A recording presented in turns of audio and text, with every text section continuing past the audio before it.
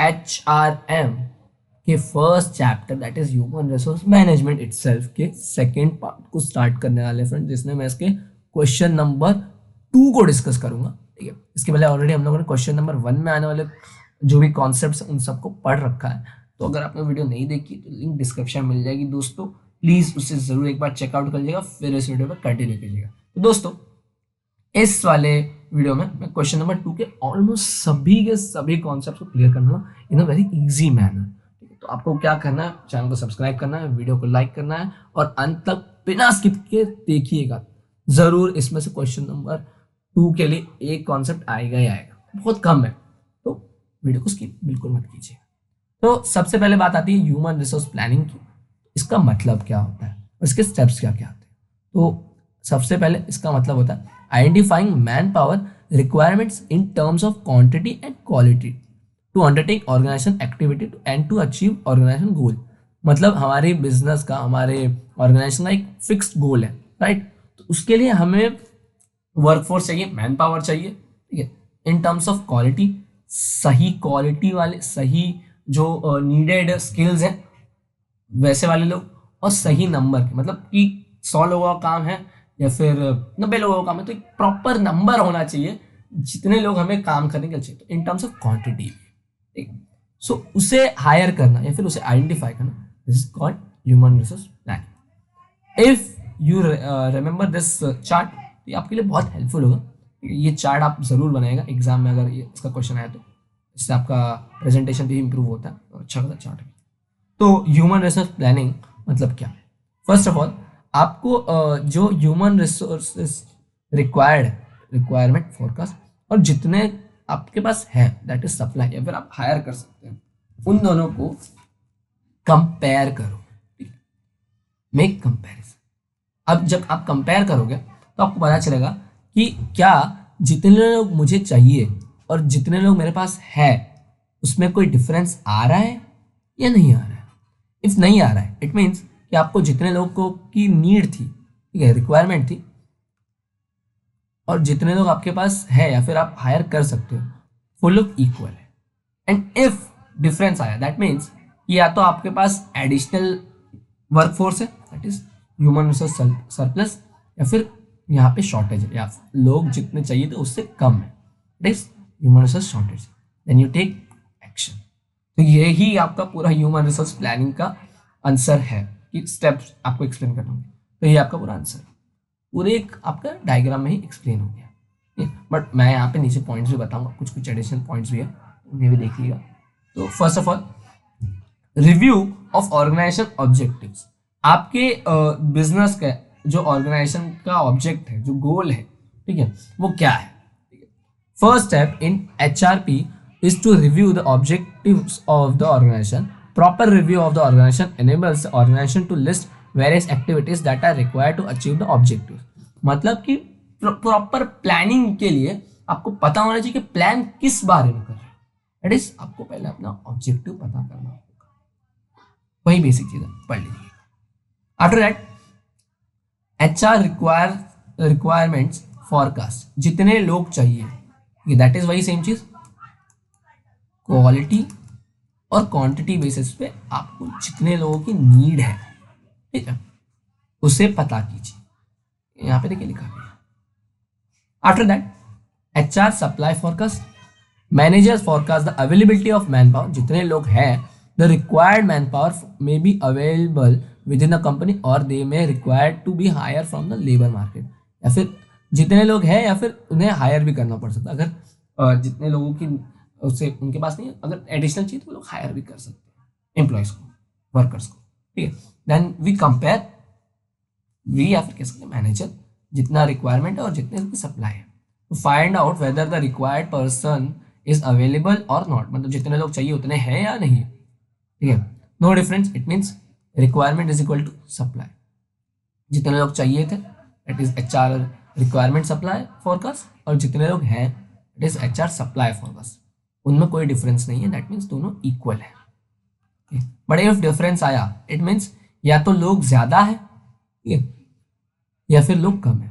ज्यादा है मतलब HR सरप्लस, या फिर कम यानी शॉर्टेज हो गई, तब यहाँ पे एक्शन लिया जाता है। To deal with the problem of HR shortage और सरप्लस।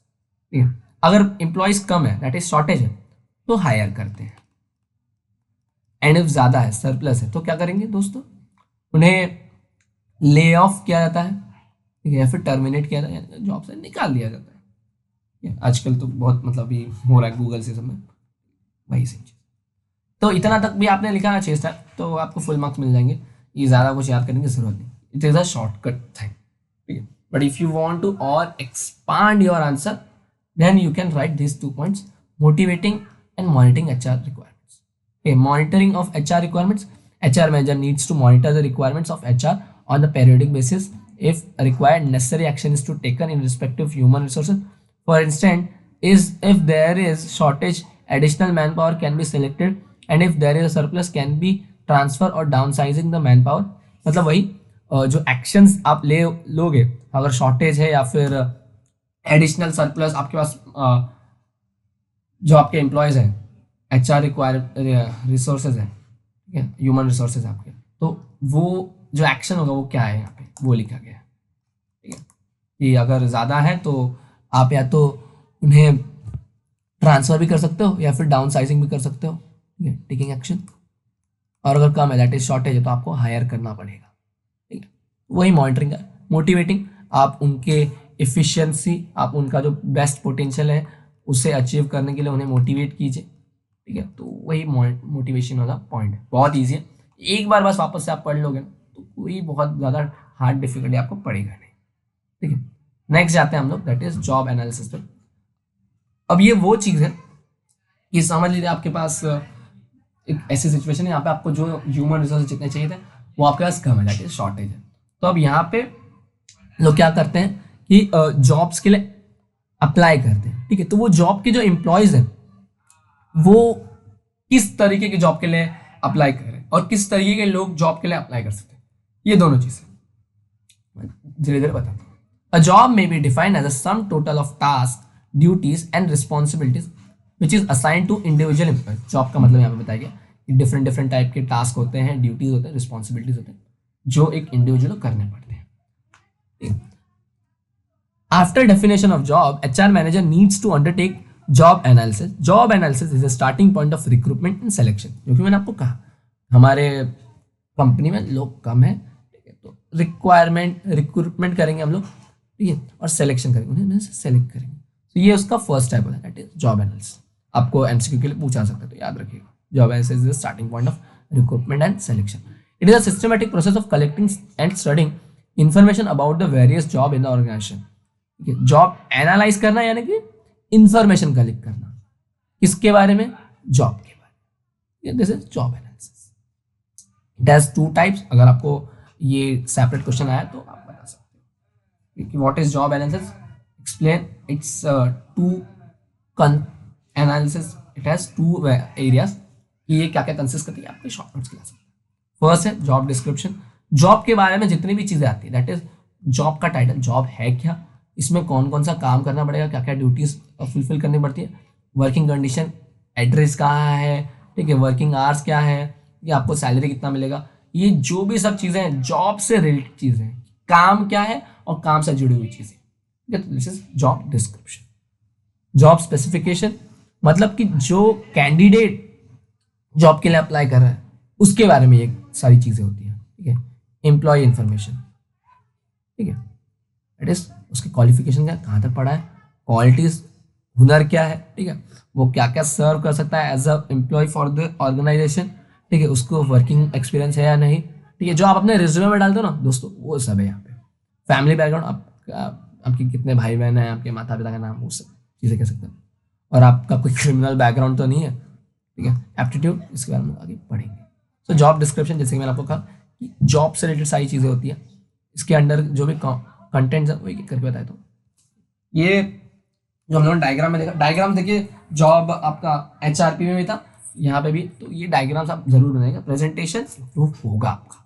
ठीक है, फर्स्ट पॉइंट है contents of job description. Job description हो जाता है job identification, it gives details related to the job title, code number of the occupation, location, name of the division, department, location of unit, मतलब सारी job से रिलेटेड चीजें job identification.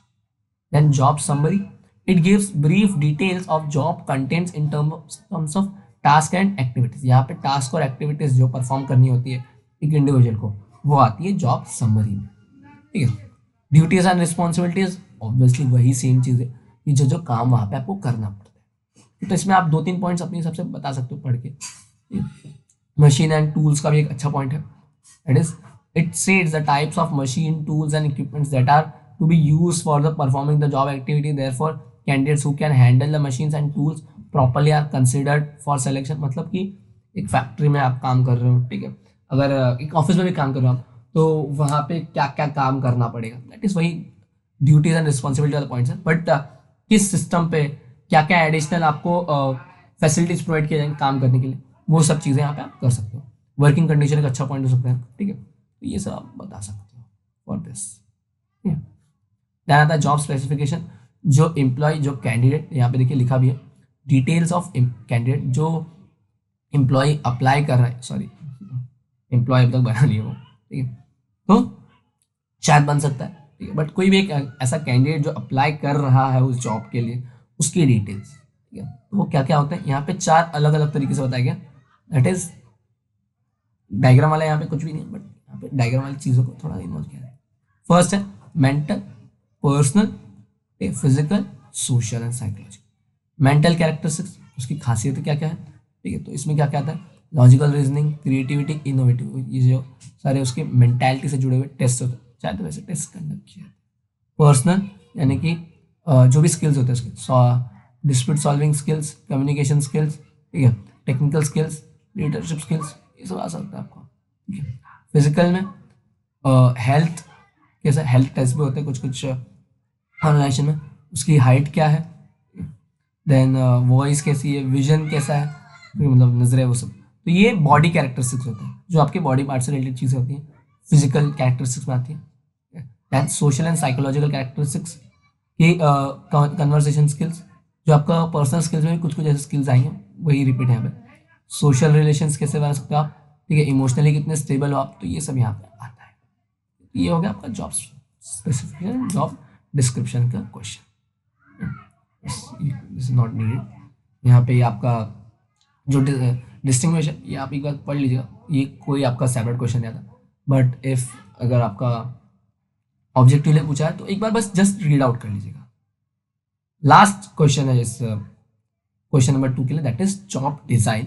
तो job design है कि जॉब का स्ट्रक्चर किस तरह से डिजाइन किया जाए, डिजाइन है कि प्रॉपर एक फंक्शन, एक ऑर्डर बनाना, उसे कहते हैं जॉब डिजाइन, ठीक है। तो यहाँ पे उसकी टेक्निक्स आपको बतानी पड़ेंगी। यहाँ पे 2 टेक्निक्स होती है, एक होता है ट्रेडिशनल जॉब डिजाइन टेक्निक और एक होता है मोटिवेशन या फिर modern job design. Obviously traditional के पुराना, मोटिवेशन यानी कि मॉडर्न, यानी कि कुछ नया उसमें, ठीक है। सो फर्स्ट ऑफ ऑल अगर हम लोग बात करें ट्रेडिशनल की, तो यहाँ पे 4 चीज़ें आती हैं, ठीक है, 3 चीज़ें आती हैं, time study, motion study and फॉर्ट्यू study.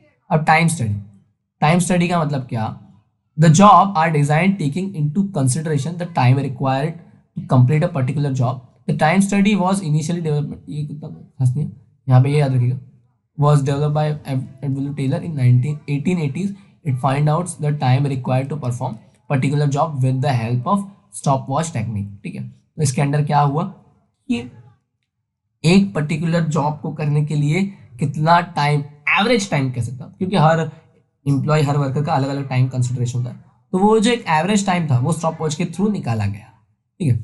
Adjustments are made to rest personal needs of the workers, unavoidable machine delays, etc. The time taken by qualified worker is considered as the best time to perform the work. मतलब कि जो अच्छे qualified workers हैं उन्हें particular काम करने में कितना वक्त लगा, ठीक है, इस चीज़ को कंसिडर करके टाइम स्टडी को बनाया गया, ठीक है। यहाँ पे टाइम को कंसिडर किया गया।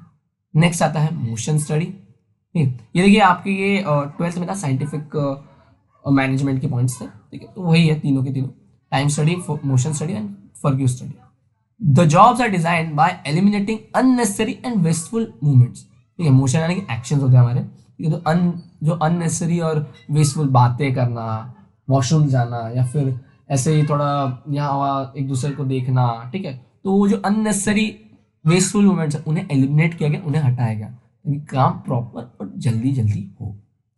तो this is motion study, eliminating unnecessary और वेस्टफुल मूवमेंट्स। नेक्स्ट आता है फर्ट्यू स्टडी, ठीक है। तो job are design to reduce फर्ट्यू ऑफ द वर्कर, फर्ट्यू यानी कि जो प्रेशर्स आता है, ठीक है, जो रेस्ट देना है प्रॉपर टाइम पे, वो इसके अंडर आता है। This study states that workers performing certain works get tired of feeling fatigue, ठीक है। Therefore rest is to be provided, when the rest is permitted the workers work more productivity, मतलब more productively, मतलब कि सही से और अच्छा काम वो लोग कर सकते हैं जब एक प्रॉपर टाइम के अंदर रेस्ट दिया जाता है, ठीक। ये आता है फर्ट्यू स्टडी में। तो ये तो आपका ट्रेडिशनल अप्रोच हो गया।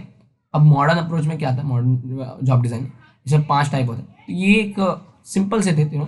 यहाँ एक में टाइम स्टडी किया गया कि कितना वक्त लगता है एक काम को करने में, ये दूसरे में वाला मोशन स्टडी जो अननेसेसरी और वेस्टफुल मूवमेंट्स उन्हें एलिमिनेट किया गया। थर्ड था कि प्रॉपर आपको रेस्ट प्रोवाइड करना चाहिए, ठीक है। तो ये 3 हो गए। अब मोटिवेशनल में क्या आया, यहाँ पे 5 टाइप आए, that is job simplification, job rotation, job enlargement, job enrichment, और आपका लास्ट था दैट इज जॉब फ्लेक्सिबिलिटी। सो एक एक करके स्टार्ट करते हैं।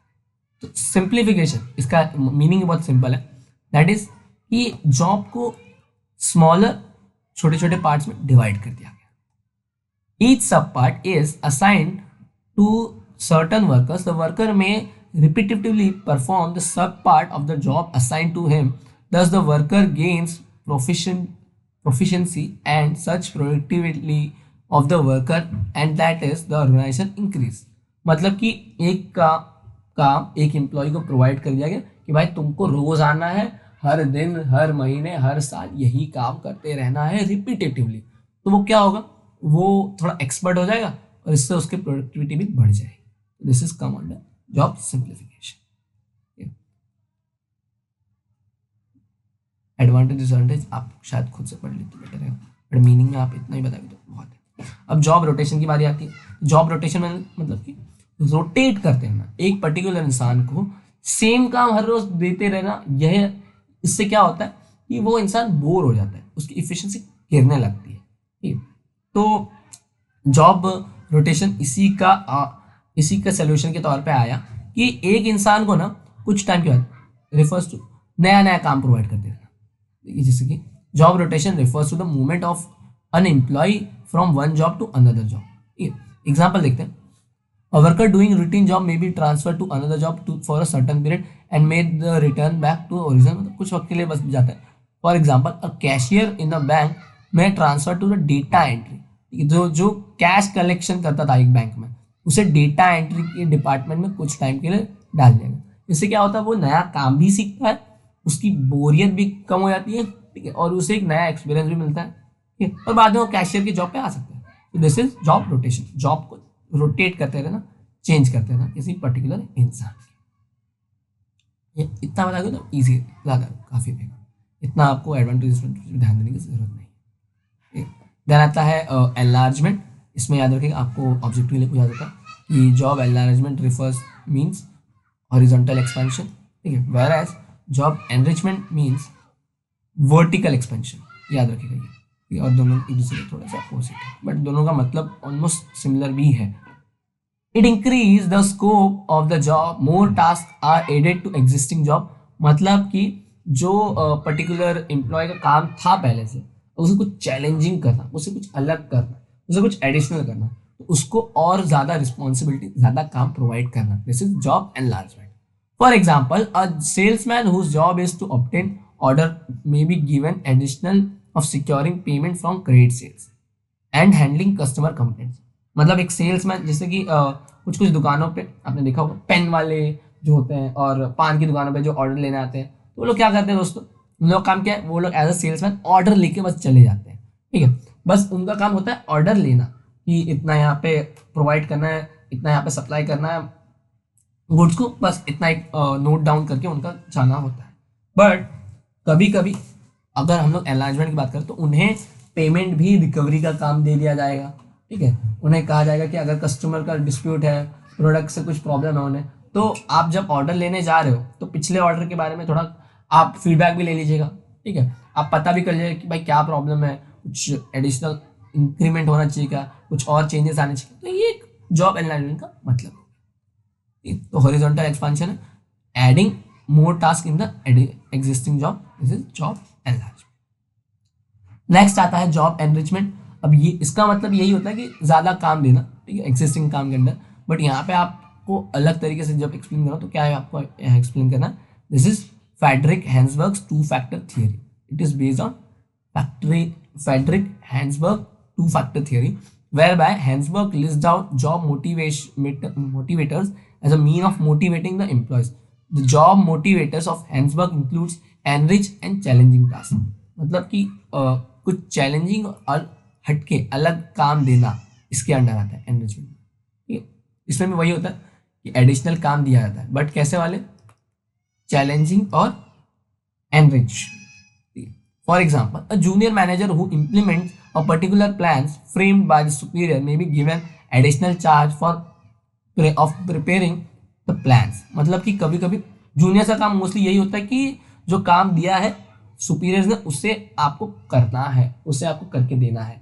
बट अगर इस काम में थोड़ा एक चैलेंज ऐड करना पड़े कि भाई ये तुम्हारा गोल है, तुम्हारे ऑर्गेनाइजेशन का, तुम्हारी टीम का, तुम सुपीरियर काम करो, तुम खुद से अपने प्लान्स, अपने जो स्ट्रैटेजी है उन्हें फ्रेम करो ताकि तुम काम को और अच्छे से कर सको, ठीक है। तो इससे क्या होगा, ये जो जूनियर है उसका इंटरेस्ट बढ़ना रहेगा, उसे चैलेंजिंग टास्क की वजह से वो खुद को मोटिवेटेड भी फील करेगा, ठीक है। दिस इज जॉब एनरिचमेंट, जहाँ पे चैलेंजिंग टास्क दिया जाता है और एनलार्जमेंट में सिर्फ टास्क दिया जाता है, छोटे मोटे टास्क ऐड ऑन करके दे दिए जाते हैं।